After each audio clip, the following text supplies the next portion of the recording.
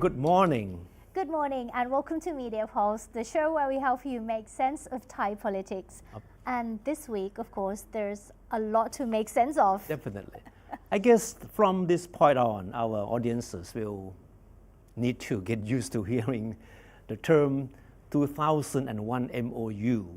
Yes. Because this has become one of the hottest topics in the past 1 week. And is most likely to be so for the next few weeks or even months. Yeah. And in Thai, it's called MOU44 based on the Buddhist year. Yes, right. But anyway. It is a reference to the so-called Memorandum of Understanding signed in 2001 between Thailand and Cambodia to pave the way for the two countries to negotiate over what is known as the area of overlapping claims in the Gulf of Thailand, which is supposed to hold hundreds of billions of US dollars worth of energy resources. And the two countries are supposed to have begun negotiations long time ago so that some kind of a joint exploration of the areas to extract these energies could take place. But so far it has been put on hold because of internal problems within Thailand also. And it looks like there's no common ground between Thailand and Cambodia to resume the talks. Yeah, it is a very contentious issue, and the current government is being accused of selling out the nation with this negotiation that goes on, which is weird because they've been in office for less than 3 months and now being accused of selling out the nation. No, but somehow the government and the Pheu Thai party in particular has been at the receiving end of the ongoing debate on the issue, and it promises to certainly keep haunting the Pae Thong Tan government and Pheu Thai party for some time to come. Yeah, so let's take a look at some headlines actually. So these are the headlines that basically reflect the emotions centering on contents of the so-called MOU that we talked about Thailand and Cambodia. And this headline says that the one that you just saw, that if we concede Kok Gut or Gut Island, that will be tantamount to selling the country. Yeah, and the Gut Island is an island, a beautiful island that is included in the overlapping area or whatever, but it's definitely Thai's because it belongs to Thailand. Yeah, this has one always been. Says that the issue of Gut Island could spell an end to the government. Yeah, yeah. So it raises the question as if we're losing the island, and yeah, this one talks about dividing Gut Island, the natural resources under the sea. I see. So all these headlines certainly reflect the emotions centering on the contents of the so-called MOU, the 2001 MOU. And as we just mentioned, that is a memorandum of understanding between Thailand and Cambodia that was supposed to be a stepping stone for talks to settle the overlapping territorial claims in the energy-rich Gulf of Thailand.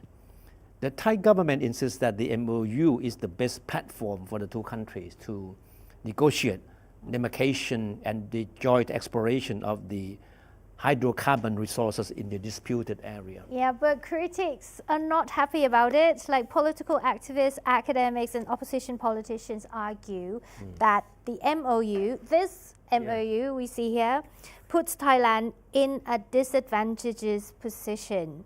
And if it goes through, it would be tantamount to selling the country's interests, leading to a loss of territory and sovereignty. Those are very strong words.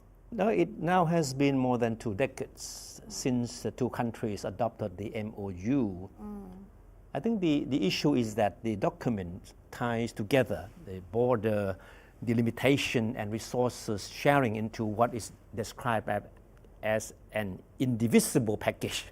So that means that these two issues need to be negotiated as a package. Which makes it complicated. That's true. You cannot start talking about the delimitation of the sea areas first, or you cannot start with the other aspects of the memorandum first. So you need to start talking all these two issues together as a package now.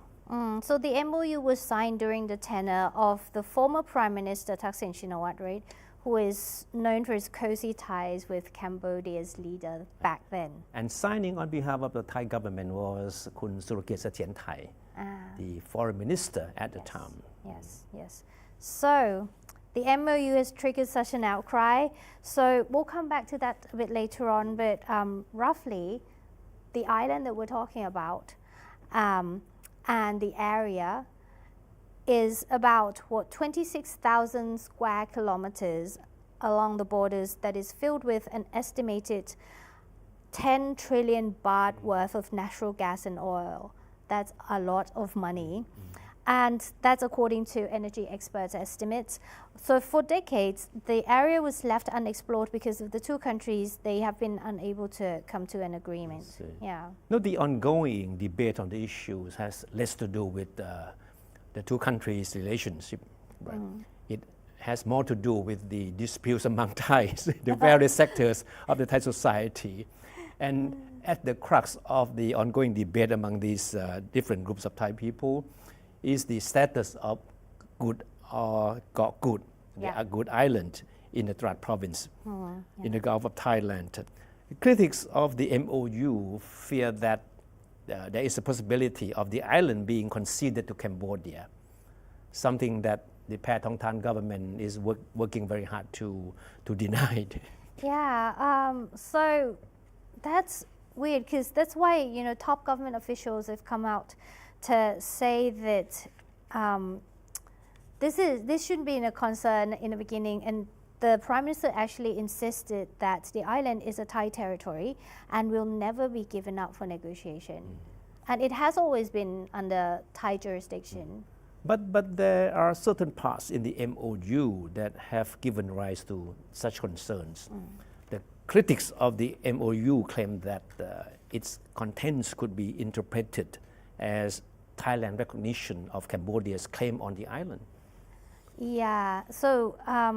But the government is trying to base their argument on the Franco-Siamese Treaty of 1907, right? That gave Got Good or Good Island to Thailand. And besides, they point out the fact that the tourist island, which is about 322 kilometers from Bangkok, has always been under Thai administration with the status of district of That province. So Deputy Prime Minister and Defense Minister Phumtham Wechayachai has come out to blast critics for stoking fears of Thailand's losing Got Good Island. He blamed what he described as ultra-nationalists for politicizing the issue. Phumtham was referring to academics, right, from former senators and politicians as well, who have urged the Patchimanon government to scrap the MOU, which they claim could lead to Cambodia's claiming ownership over the island. And also actively campaigning against the MOU are members of the so-called network of students and people reforming Thailand, a collection of loyalists and activists who demand transparency in the government's handling of the overlapping claims area. And the same group of activists have been holding rallies against what they see as the special treatment given to former Prime Minister Thaksin, as we know, who was allowed to serve out his jail term at the police hospital without having to spend a single day behind bars after being convicted on corruption charges. And we come back to that later. Yeah, we're going to talk about that story as well. So the ongoing issue about the territorial claims has also given rise to the question of whether or not the MOU can be or should be scrapped.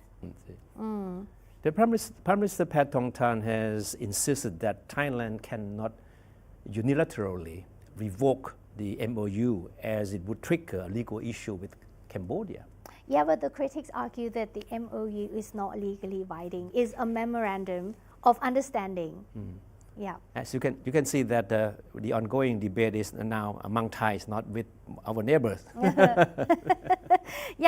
In fact, it was the government under Prime Minister Abhisit Wechachaiwat that did try to have the MOU nullified, and at the time it was more of a political decision than anything else, according to the foreign minister of the time, Kun Kasit Pirom, right?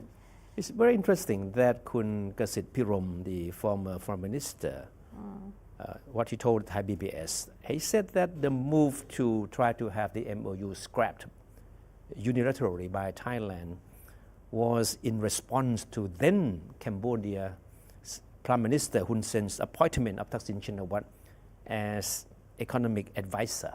Which is a totally different issue. That's right. And Thaksin then had already been in self-exile after having been ousted as Prime Minister in a coup d'etat in 2006. The opposite government obviously sort of saw that Thaksin appointment was a slap in the face. Yeah, and the relationship between Thailand and Cambodia back then was not very good, very low. And at that point, Hun Sen also offered Thaksin political asylum, and ignoring an extradition treaty that the two countries had. So Thaksin was wanted, after being convicted on corruption charges in absentia in Thailand, right? And he ran away, spent some time over around the world, globe-trotting, and then landed in Cambodia. Now, in his interview with Thai PBS, Kun Kasit, the former foreign minister, described Thaksin's appointment by Hun Sen as an advisor to the Cambodian government as a terrible and unfriendly move. And he said it was also seen as an interference in Thailand's domestic affairs by Cambodia. Yeah, it can be interpreted that way, isn't it? So the opposition government at that time was, he said, according to Kun Kasit, was left with no choice but to show its displeasure with what happened.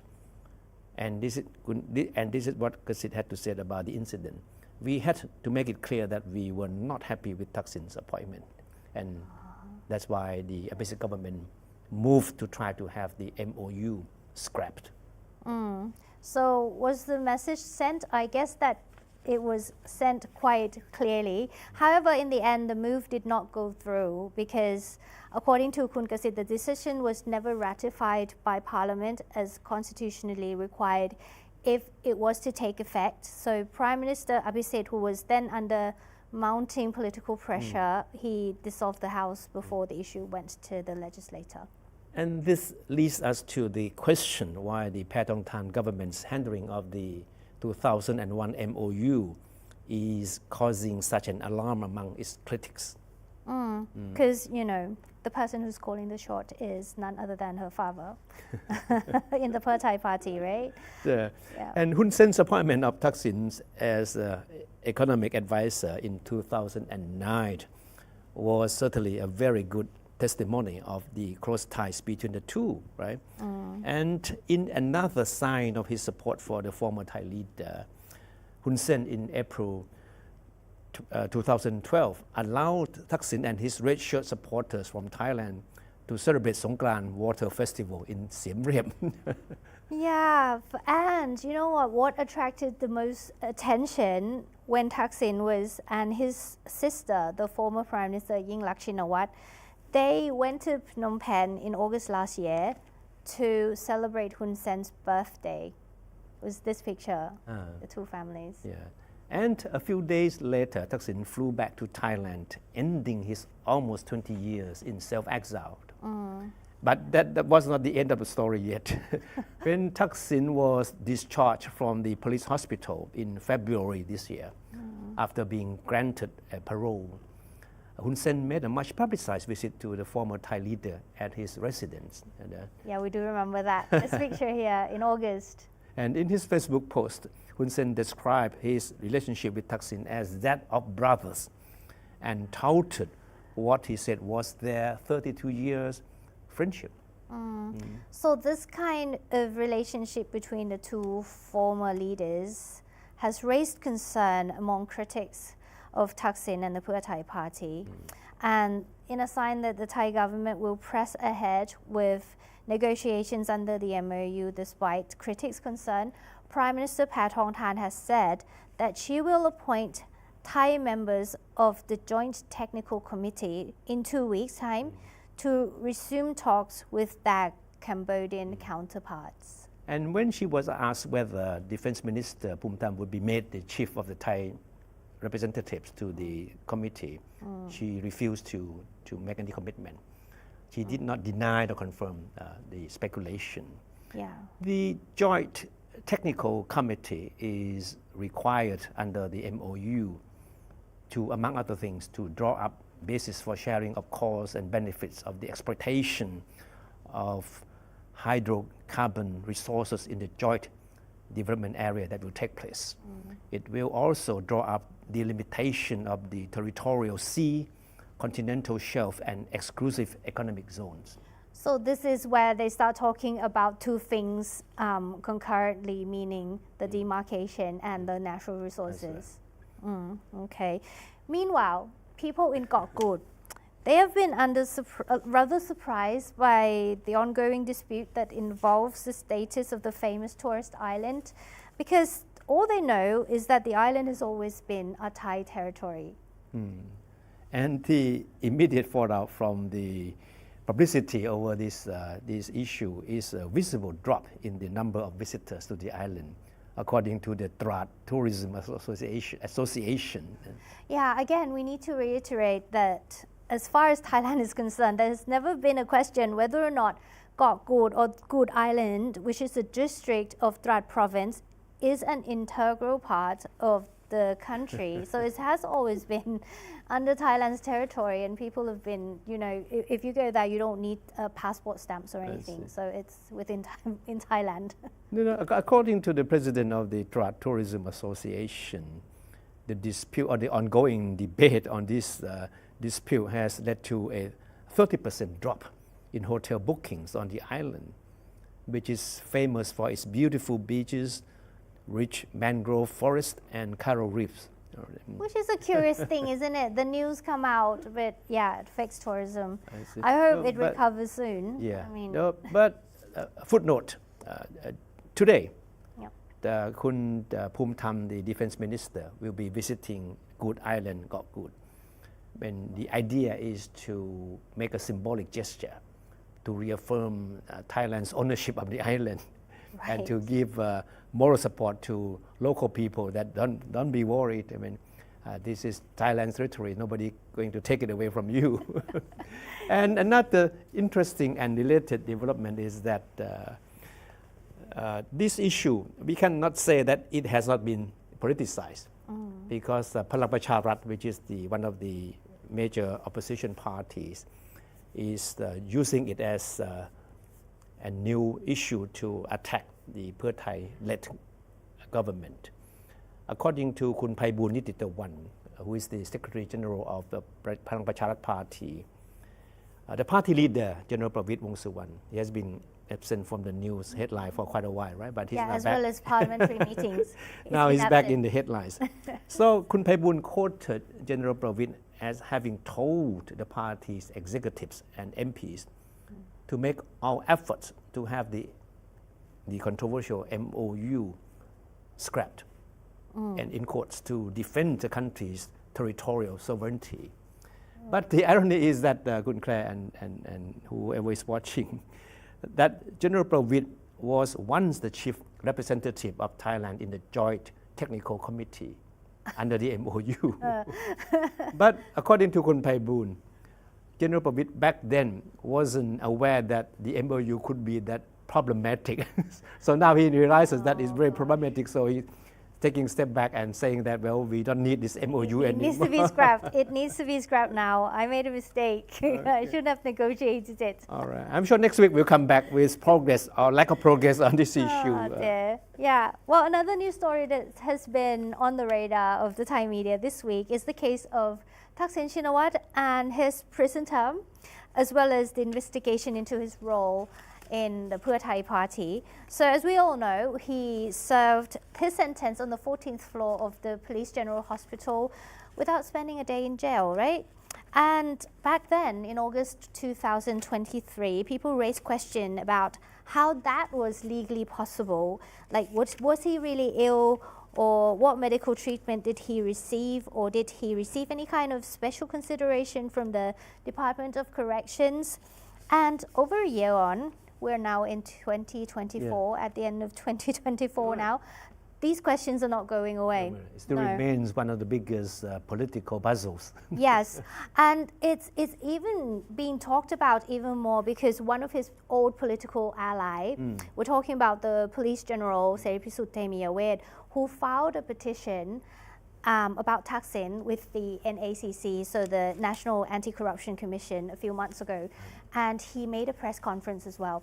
So he talked about first of all, the reason that he filed the petition, remember old friends turns foe, his party, Seri Rum Thai, did not get any post in the Pathongtan government, so he was upset. Yeah, that was the reason to explain the fallout between the two former bigwigs. Yeah, so late August last year, he said he had been loyal to Thaksin for almost 51 years. He's been following orders and assisting him with many issues, but his party had not been rewarded with any position in the government. So, Police General Seripisut claims that he has evidence to prove that he met Thaksin while he was in at the hospital. Yeah. It was a sort of he claimed that what you just saw on the screen. Yeah.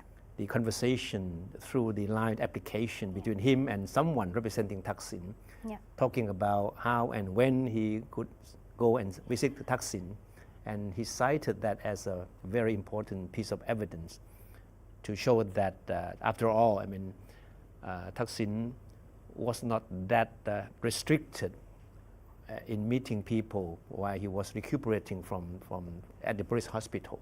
Yeah, we need to note that, you know, as a prisoner serving his prison term, he's not supposed to meet anyone from outside, although he's in the hospital, not in jail.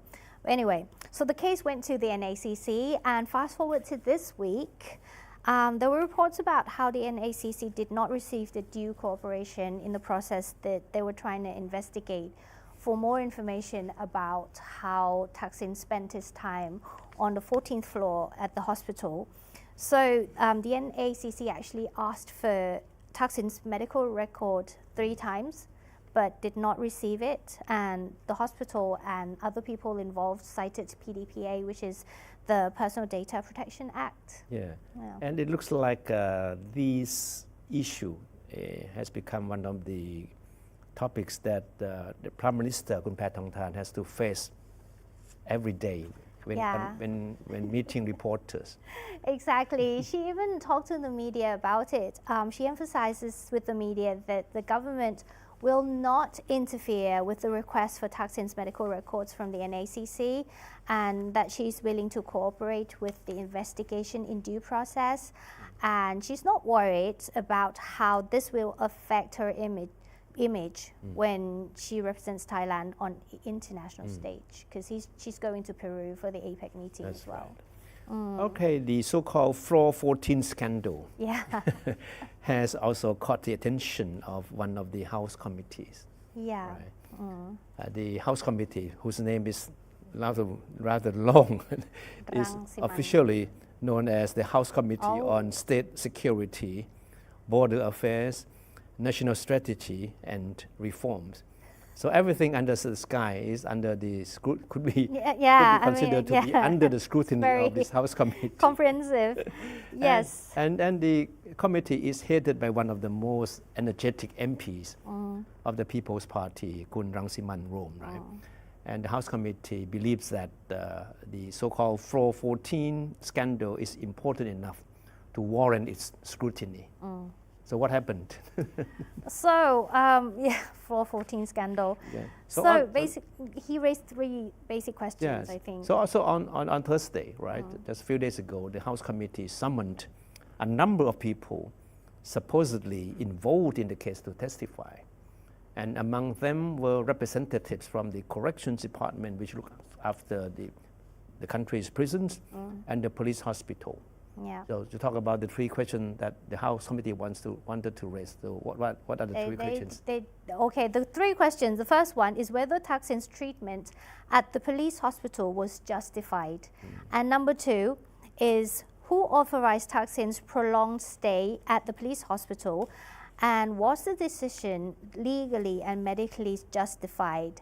And thirdly, what are the legal complications arising from Thaksin's discharge from the police hospital, after which he went home straight away without having to spend a single day behind bars, despite the jail term imposed on him? Because usually when a prisoner is released, they are released from the correctional facilities, not the hospital. But he went straight from the police hospital back to his residence. Correct. All right. Yeah. So, but it appears that the House Committee, after hours of intense questioning, got little new information from the testimony, despite, a lot of questions being put to these people from the corrections department and the police hospital. Yeah. So what the House Committee heard was that the last person who tended to Thaksin while he was still in detention was not a doctor, but some nurses. Right. And Thaksin was never transferred to the prison hospital for further medical examination after complaining of chest pains and erratic, blood pressure, which should be a normal procedure, right? When a prisoner falls sick and needs some kind of emergency treatment while in prison, he or she should be transferred to the prison hospital. It's also common sense. I mean, if you're sick and you need an emergency medical treatment, you go to the nearest hospital. So in short, Kun Rangsiman Rome, he chaired the hearing, right? And after that he came out to give reporters a briefing, a summary of what went on in those few hours of questioning. So Kun Rangsiman was suggesting that the decision to send Kun Thaksin, the former Prime Minister, to the police hospital was based on recommendation of nurses, as doctors were not known to be present at that time. Right. Also in the testimony, the director of the prison hospital insisted that nurses were qualified to make a decision as to whether a patient needed immediate emergency treatment. So he said that there were no doctors on duty after the office hours, so nurses had to make decision to send him to the hospital. And what is interesting is that the testimony by the former deputy chief of the police hospital, who the House Committee believed should be in the best position to shed some light on the circumstances surrounding Kun Thaksin's stay at the medical facility, that is the police hospital, turned out to be of very little help. Because Police Major General Solawut Lau Ratana Warapong, the deputy chief of the police hospital at the time, said that during the time of Thaksin's treatment at the police hospital, he, meaning the former deputy chief of the hospital, he said he was on leave and was also in the process of requesting an early retirement. Oh. So he was ignorant of what was going on with Thaksin. Oh, he's a very important political figure, but he was not paying attention. No, he was busy. He was busy with his retirement plan. Writing letters to request for an early retirement. So he had no time to look around and see what was happening on floor 14. Yeah, he said he'd never go up to floor 14 as he well. said he never went up to floor 14 throughout the time that Thaksin was there. So in short, he was saying that he knew nothing about the whole affair. So don't ask me, because I was busy trying to enjoy planning my retirement. Looking forward to his retirement. So the crucial question remains unanswered, I think, according to Rangsiman Rome. And so we are still wondering, and we haven't got answers as to whose decision it was to send Thaksin to the hospital and for him to continue to receive his treatment there. And according to Kun Rangsiman, there was obviously a constant passing of the buck between the police hospital and the corrections department, because regarding the decision made for Thaksin to continue staying at the police hospital. The question, as you just mentioned, the question was very crucial. Yep. Who made the decision? Yeah. And in fact, because that was the time he was supposed to have spent behind bars, right? Yes. But he was About 6 allowed to, months. almost 6 months. Yeah. And he was allowed to continue, claiming to recuperating at the police hospital. Yeah. So that was certainly the passing of a buck between the police hospital and the corrections department, because the officials of the corrections department said that it's up to the doctors at the police department to decide whether he can continue to stay or not. But the doctors at the police hospital said that it's up to the corrections department to decide. Right. So was there anything new learned by the committee? I guess not much. Not really. If you listen to what Kun Rangsiman had to say. But what is important is that one very crucial witness who was invited to the hearing but did not turn up was the former police chief, Police General Seripisut Temiyawet. We just mentioned about it, that he was the one who really let the cat out of the bag, right, by saying that he was allowed to see Thaksin. Yep. And in fact, he should be in the best position to really shed more light on the issue. But he did not turn up at the hearing, despite the invitation.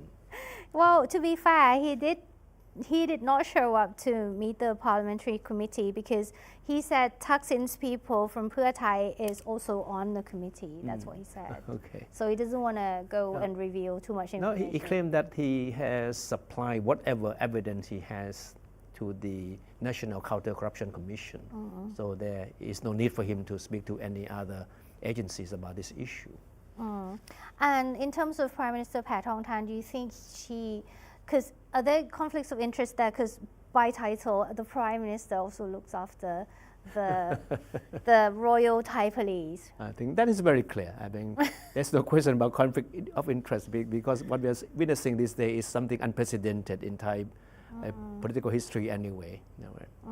Yeah. So apart from Thaksin's hospital stay, the Pheu Thai party is also facing another investigation about whether or not the former Prime Minister has a crucial role in deciding what the party does, or this is referring to political party interference accusations. In fact, this has been a common knowledge that the person who really calls the shots in the Pheu Thai party is none other than Kun Thaksin.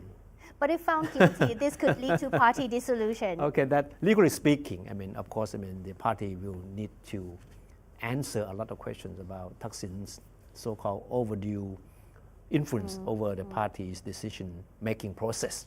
Yeah, actually this week, Kun Chusak-Sirinin, the minister to the Prime Minister's office, talked to the media and he said that he went to see the Attorney General about it and then he gave some information on the investigation as well. Yeah. All right, so we can be sure that the next few months we'll see Kun Paetongtarn, the Prime Minister, and Pheu Thai party busy fending off all these charges. Remember, having less time to concentrate on the real issue facing the country. He has to be overseas doing meetings.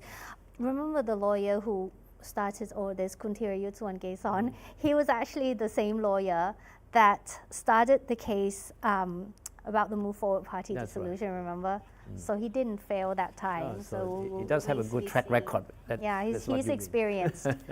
So we must continue to observe the developments in Thai politics and we'll be sure to bring it to you again next Saturday. Okay, see you next Saturday. Thank you for watching. Bye-bye.